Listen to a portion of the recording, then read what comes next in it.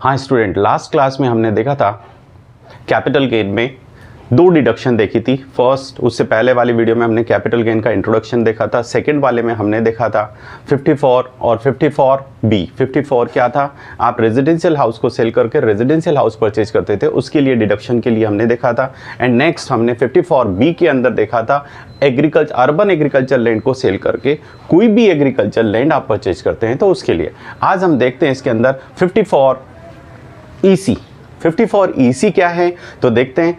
कुछ विशिष्ट विनियोगों के लिए दे रखा है। अगर आपको लॉन्ग टर्म कैपिटल गेन होता है और आप विशिष्ट विनियोगों में आप उस पैसे को इन्वेस्ट करते हैं तो आपको 54EC की डिडक्शन मिलती है। तो देखते हैं इसके लिए क्या। तो capital gain not to be charge on investment in certain bonds under section 54EC। कुछ विशिष्ट संपत्तियों में विनियोग करने पर पूंजी लाभ का कर मुक्त होना।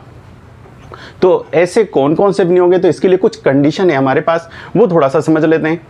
1920 से पहले आप किसी भी एसेट्स को सेल करके लॉन्ग टर्म कैपिटल गेन होने पर, जो कैपिटल एसेट्स की डेफिनेशन में आती है, उस कैपिटल एसेट्स को सेल करके लॉन्ग टर्म कैपिटल गेन होता था तो आप इन्वेस्ट कर सकते थे और आपको 54EC की डिडक्शन मिलती थी। कितनी? 100%। उस पर बात करेंगे किस तरह से 100% मिल सकती थी। अब हमारे पास है यहाँ पर आज 2019 और 20 के बाद ये रूल चेंज हो गया। ये सिर्फ लैंड एंड बिल्डिंग से अगर सेल करने से कोई लॉन्ग टर्म कैपिटल गेन होता है तो उसके लिए ये डिडक्शन मिलेगी। इस डिडक्शन का बेनिफिट लेना है तो सिंपल इसके अंदर दे रखा है, लॉन्ग टर्म कैपिटल गेन जिस दिन होता है उस दिन से विदिन 6 मंथ आप इस बॉन्ड्स में इन्वेस्ट कर सकते हैं। किस तरह के बॉन्ड्स में? तो वो दो बॉन्ड्स दे रखे हैं, उन विशिष्ट बॉन्ड्स में आप इन्वेस्ट करेंगे जो गवर्नमेंट ने इश्यू कर रखे हैं। National highway authority of India और दूसरा दे रखा है रूरल इलेक्ट्रिफिकेशन कॉरपोरेशन लिमिटेड। इन दो के अंदर कर सकते हैं। अब बात आती है कि इनका क्या टाइम पीरियड रहेगा, तो यहां बात चल रही है 1 अप्रैल 2007 से लेकर 1 अप्रैल 2018 के बीच। अगर आपने नए बॉन्ड्स इस तरह से इन्वेस्ट किया और इस बीच में जो बॉन्ड्स इशू किए गए हैं उनका टाइम पीरियड यानी 1 अप्रैल 2018 टू 1 अप्रैल 2018, इसके बीच में अगर आपने ये बॉन्ड्स इशू किए हैं तो उस कंडीशन में आपके लिए ये 3 ईयर का टाइम पीरियड दिया है। अप टू 3 ईयर तक इसे ट्रांसफ़र नहीं कर सकते, नॉन ट्रांसफरेबल है। सिर्फ 3 साल तक ऐसे बॉन्ड्स को आप ट्रांसफ़र नहीं कर सकते जो इस पीरियड में इशू किए गए हैं। अगर कर देते हैं तो क्या होगा? तो रूल है, जिस साल आपने इसे किया है उस साल की इसे लॉन्ग टर्म कैपिटल गेन मानकर आपकी एसेट्स में ऐड कर दिया जाएगा। वापस उस साल टैक्सेबल हो जाएगा जिस साल आपने इसे किया। किसमें? लॉन्ग टर्म कैपिटल गेन की कैटेगरी में। सेकंड हमारे पास आता है इसके अंदर, अगर ये बॉन्ड्स आपने 1 अप्रैल आफ्टर 1 अप्रैल 2018 और इसके बाद इशू किए हैं तो इसका टाइम पीरियड 5 ईयर हो गया है। टाइम पीरियड क्या हो गया है? 5 ईयर हो गया है। ठीक है। और आफ्टर, मैंने ये जस्ट इसके लिए बताया कि आपको लैंड एंड बिल्डिंग ये आपके लिए कब से आई है? भूमि और भवन अगर आप बेचते हैं 2019 और 20 के बाद के इसके बीच में जो ट्रांजैक्शन है इस पीरियड में अगर आप लेते हैं तो उस टाइम से लैंड एंड बिल्डिंग के लिए ही ये डिडक्शन मिलना चालू रह गया। बाकी उससे पहले आप किसी भी तरह की ज्वेलरी या कुछ भी चीज़ एसेट्स को सेल करते थे तो आपको डिडक्शन मिलती थी, बट कंपलसरी बाउंडेशन कर दी है 19-20 से। इसमें क्या? लैंड एंड बिल्डिंग पर आपको कितनी मिलेगी? आप land and building long term capital gain होने पर ही आपको 54EC की डिडक्शन मिलेगी। कब मिलेगी? जिस दिन आपने एसेट्स को सेल किया है उस डेट से विदिन 6 मंथ आप इन दो बॉन्ड्स में से कोई से भी बॉन्ड्स आप परचेज कर लेते हैं तो आपको इसकी डिडक्शन प्राप्त होगी। ये इसके लिए दे रखा है, आप तब तक इस एसेट्स को क्या नहीं कर सकते, ट्रांसफ़र नहीं कर सकते। तो इतने पीरियड के लिए आपको इसमें पैसे को इन्वेस्ट। हाँ, यहाँ एक चीज़ और नई आ रही है कि आप यहाँ पर इसने दिया है कि आप इस दोनों बॉन्ड्स को कैश भी नहीं करवा सकते। कैश कैसे? अगर आप इसे किसी के पास गिरवी रखकर लोन ले लेते हैं या इसके बदले में आप लोन उठा लेते हैं, तो उस दिन भी लोन उठाने का मतलब भी यहाँ पर क्या हुआ, कैश करना। और जिस दिन आपने इस पे लोन उठाया इन बॉन्ड्स पर, चाहे 5 ईयर वाले हों या 3 ईयर वाले हों, जिस दिन भी आपने लोन उठाया है उसी दिन आपको ये कैश मान लिया जाएगा और उसी दिन आपकी ये क्या हो जाएगी, लॉन्ग टर्म कैपिटल गेन में शामिल कर ली जाएगी। हाँ, यहाँ देखिए इसके अंदर साथ में ही दे रखा है, ये जो दे रखा है ये असेसमेंट ईयर आपका जो दे रखा है क्या है, असेसमेंट ईयर में। इस असेसमेंट ईयर में एक साथ में एक फाउंडेशन और है, आप ये जो national highway authority of India और इनके जो बॉन्ड्स ले रहे हैं, इन बॉन्ड्स की मैक्सिमम अमाउंट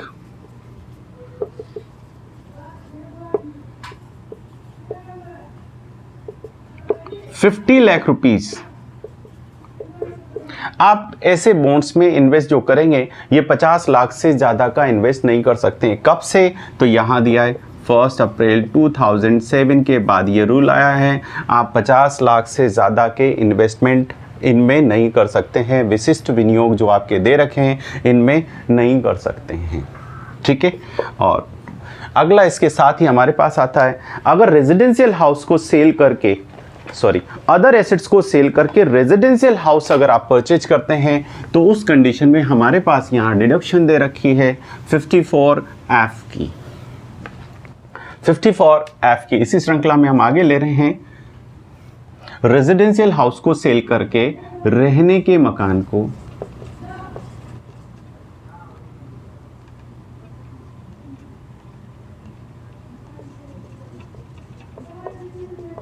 छोड़कर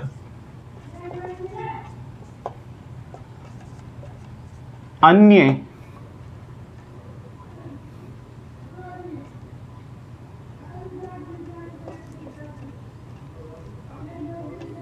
पूंजी संपत्ति को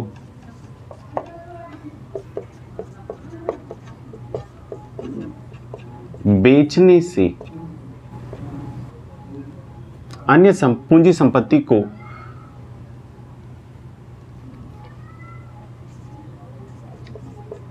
बेचकर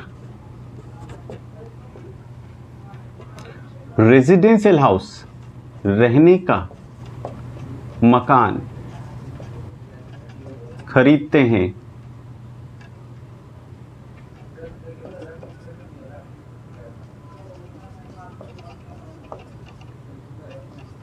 तो अंडर सेक्शन 54F में आपको डिडक्शन मिलेगी।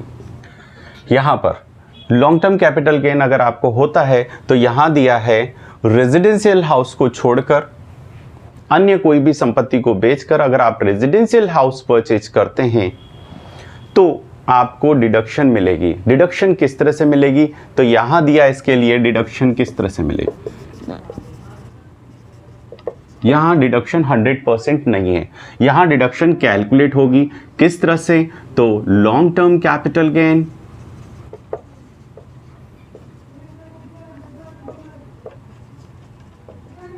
इनटू इन्वेस्टमेंट अमाउंट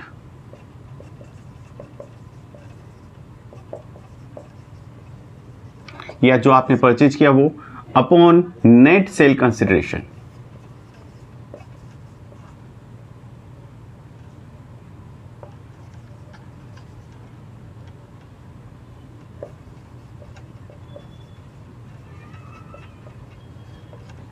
ठीक है, नेट सेल कंसिडरेशन आपको दिया जाएगा। इस रेशो में जो निकलेगा वो डिडक्शन, ये 100% नहीं होगी। जिस रेशो में आपने इन्वेस्ट किया है उस रेशो पे, मींस नेट सेल कंसिडरेशन से अगर आपका इन्वेस्टमेंट ज़्यादा है तो आपको 100% डिडक्शन मिल जाएगी जितना भी आपका कैपिटल गेन है। बट अगर मान लीजिए नेट सेल कंसिडरेशन ज़्यादा, इन्वेस्टमेंट कम है, तो आपका रेशो, उस रेशो में आपको डिडक्शन मिलेगी। डिडक्शन के लिए क्या कंडीशन है? तो इसके लिए कंडीशन फुलफिल करनी है क्या? अदर एसेट्स को सेल करके, जैसे ज्वेलरी है, और भी कोई शेयर्स हैं जो कैपिटल एसेट्स की डेफिनेशन में आती हैं। कोई भी कैपिटल एसेट्स रेजिडेंशियल हाउस को छोड़कर उसको सेल कर कर अगर आप रेजिडेंशियल हाउस परचेज करते हैं तो आपके लिए यहाँ पर कंडीशन दी है, 2 बेसिक कंडीशन फुलफिल होनी चाहिए। पहली, अगर ये कंस्ट्रक्शन करवाना चाहता है, बनवाना चाहता है, मकान बनवाना चाहता है या कंस्ट्रक्शन करवाना चाहता है, तो उस कंडीशन में इसके टाइम पीरियड दिया है फर्स्ट कंडीशन में, कंस्ट्रक्शन की कंडीशन में।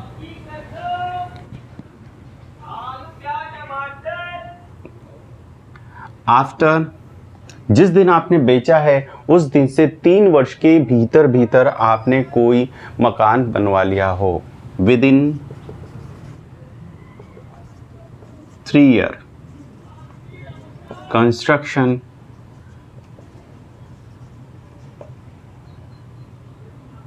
कंप्लीट।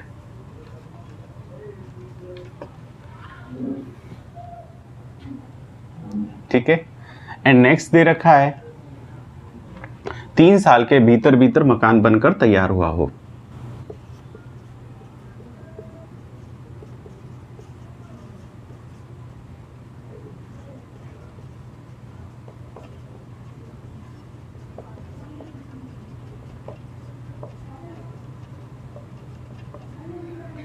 ये मैंने आपको फर्स्ट वीडियो जो बताया था 54 की डिडक्शन, उसका जैसा ही है, सेम पॉइंट। सेकंड, परचेज करने पर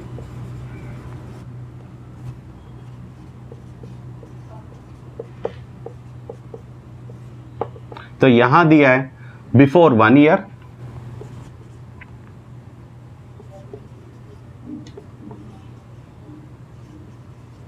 and after 2 year, and before 1 year and after में 2 ईयर विद इन। आपने क्या कर लिया, परचेज कर लिया, यानी जिस दिन आपने सेल किया उससे पहले के 1 साल के भीतर और बाद के 2 साल के भीतर आपने क्या कर लिया, मकान बन लिया। कैसे, तो देखिए सेल कंसिडरेशन, जिस दिन आपने बेचा है, डेट ऑफ ट्रांसफर, सपोज 1 अक्टूबर 2019 दे रखा है, तो आप क्या करेंगे, इससे पहले का अगर आप क्या करना चाहते हैं, परचेज करना चाहते, कंस्ट्रक्शन करना चाहते हैं, तो कंस्ट्रक्शन की कंडीशन में, कंस्ट्रक्शन की कंडीशन में आफ्टर, बिफोर में कुछ नहीं, ठीक है, आफ्टर में क्या लेना है, 3 ईयर, विद इन 3 ईयर। तो आफ्टर क्या होगा, 1 अक्टूबर 2022 के बीच में बनकर तैयार हुआ।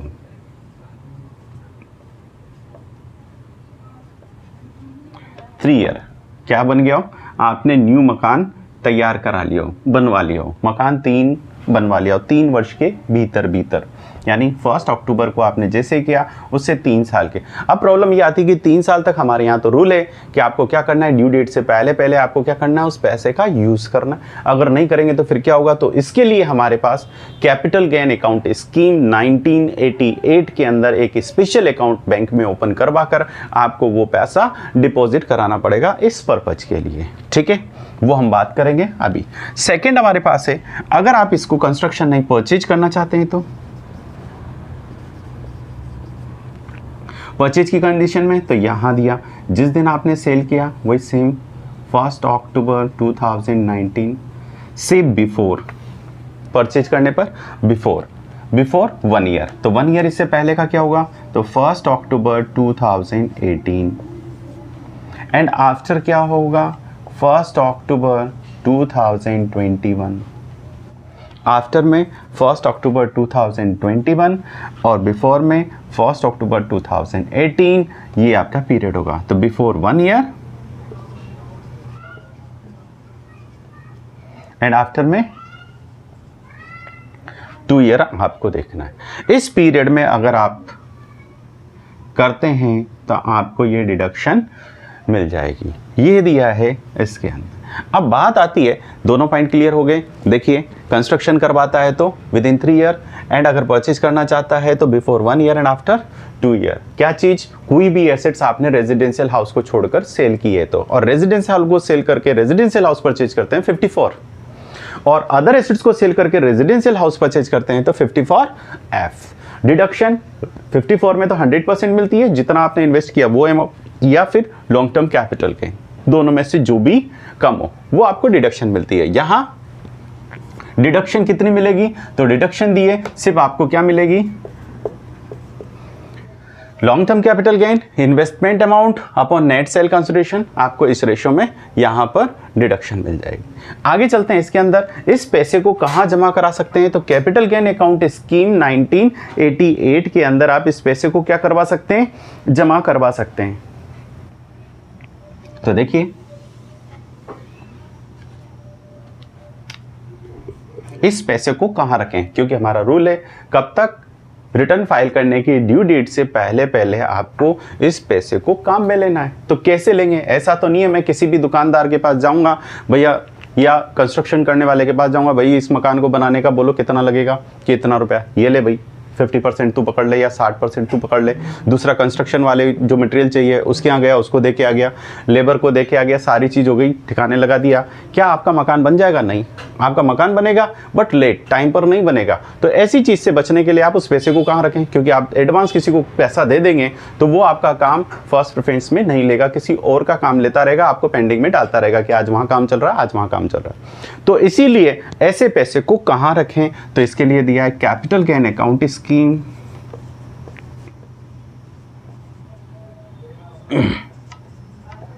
1988 के अंदर किसी भी बैंक में जाकर जो अप्रूव्ड है गवर्नमेंट से, उसमें बैंक अकाउंट ओपन करवाकर आप कैपिटल गेन अकाउंट स्कीम के अकॉर्डिंग उसमें आप पैसा रख सकते हैं, और जैसे जैसे आपका मकान बनता जा रहा है वैसे वैसे उसमें से विड्रॉल करके उसको काम में ले सकते हैं। कब तक?